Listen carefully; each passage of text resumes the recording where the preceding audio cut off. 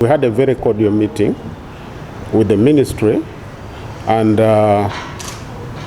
first of all, the ministry still recognizes the leadership of the Chairman General. So I'm still the substantive Chairman General, because any changes in leadership must be registered. So there is no registration in this ministry by the ministry registering anybody as a Chairman General. So the status quo still remains. There's only just this misrepresentation which must be cleared. So the ministry, in the wisdom of the registrar, is going to write to us a letter by tomorrow asking the two parties, because the other people are claiming that they held election, so they must justify, was the election lawfully? Did they follow the law? Did they follow the procedure? Did they follow the constitution? Was the notice given? And so on. So those are the clarification he's going to get from them. And then if there's any complaint against me, I'm also supposed to receive a letter asking me to clarify on a certain issue. But I'm clarifying as a Chairman General, not somebody who has been thrown out. So I'm still the Chairman General, and I want to call upon the workers to remain steadfast so that this problem is going to be solved in an amicable way. I'm also appealing to my colleagues. They should calm down and we resolve this issue without claiming and staging election and so on, because this will not take our organization anywhere. Many of us who felt it was important came to listen to the guidance of the ministry, and the ministry has given us extremely very good guidance. Number one, the ministry has committed itself to observance of the law to the letter. The ministry has refused to engage or to recognize any illegality. That the registrar has been very categorical and very firm that he will stand by the law, regardless of whatever influence that may come from anywhere. And we believe that what they have spoken is they are going to implement. All that we needed for those of us who are advocating for fairness was that we needed the government to ensure that they comply with the law in guiding the parties. And that's exactly what we have just heard. Thereafter, the ministry is going to have another meeting with the people who did not come here today, to be able to give them guidance equally what we have received. Because I think the colleagues who disagree with our position felt it would not be easy for them here today. And I think they are more comfortable being addressed alone.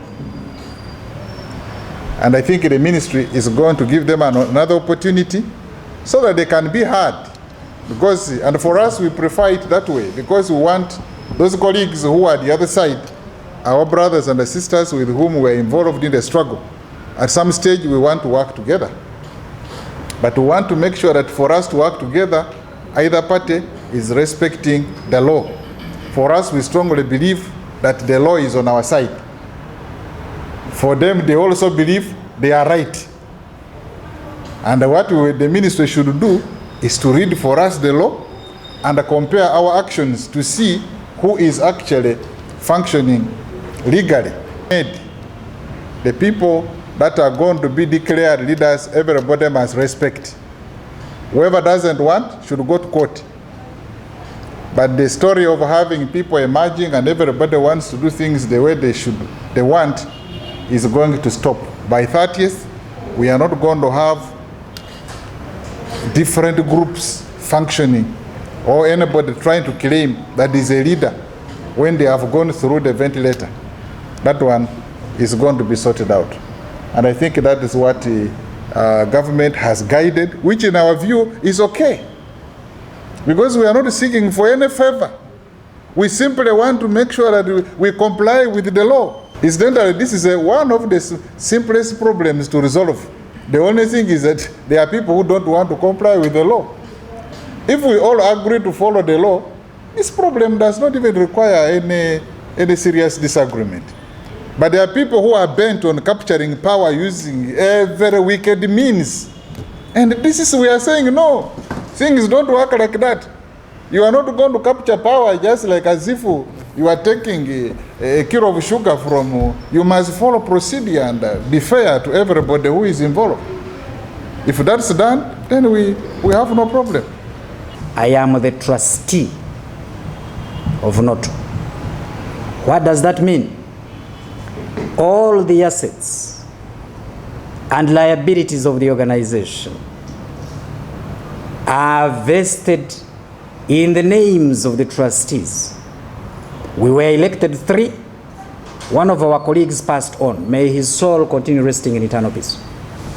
I want to state, friends, that the biggest problem NOTU is suffering up to today is as a result of the fact that the outgoing Secretary General is running away from accountability.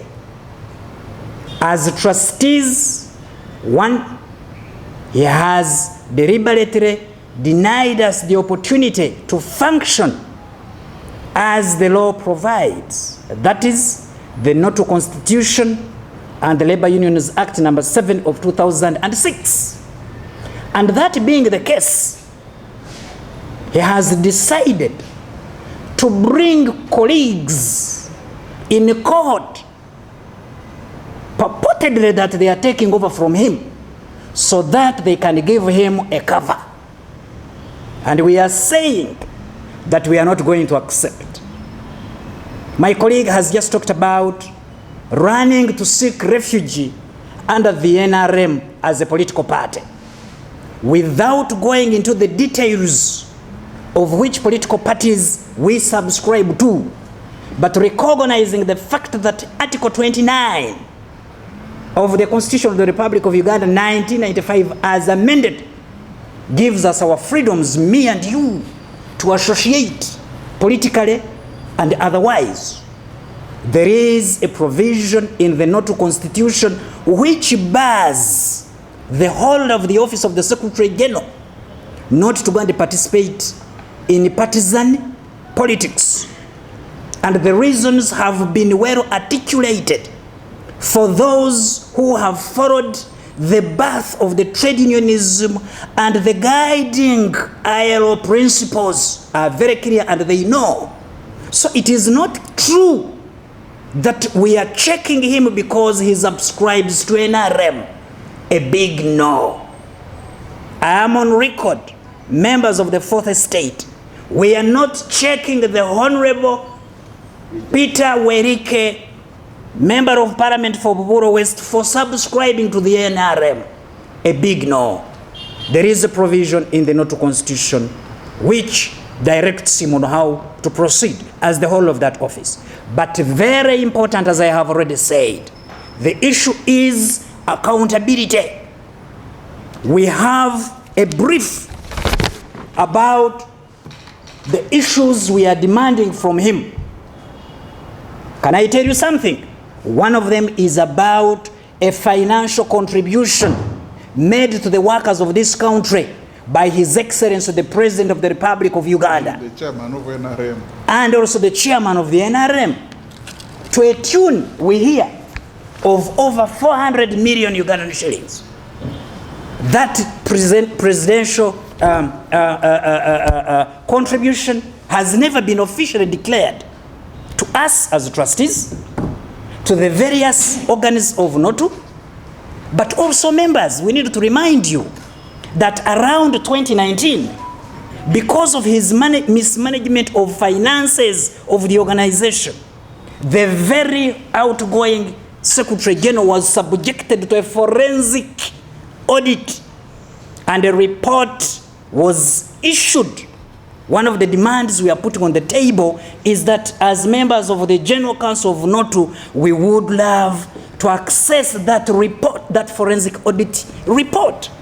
We are told that because of the investigations and what they unearthed when a forensic audit was conducted, one of our main donors had to pull out.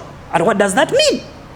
So, members, when we continue raising questions concerning accountability, the outgoing Secretary General chooses to go out and start hiding behind having participated in partisan politics, which offends our constitution, although the principle law talks about freedom of association. But by and large,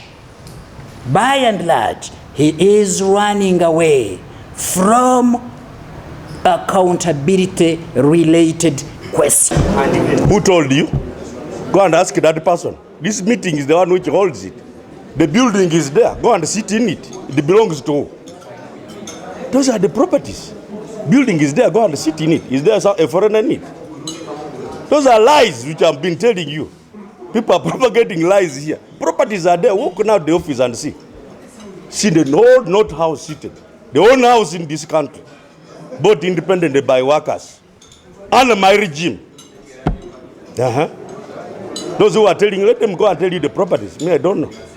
I'm not aware about that. Audit is here. We have audited. We have 14 audits. I joined this institution in 2009. I have 14 audits. 14 on record. Is that what they call accountability? Which audit has ever been queried me? Do you have one which has queried me? If I was unlawful, could I even be on your camera? If I was unlawful, would I be here on your camera? Didn't you hear them then saying that I'm a lawful person? Cannot come and be on your camera. Have you heard anything which has changed here? Then why is it that you're asking questions which are mixing? Something has changed. The MPs are talking. MPs, let them talk. Let them bring facts. Hey. Where is the letter I've given him which he resigns? I wanted somebody to help me on work. That's what I wanted. Period.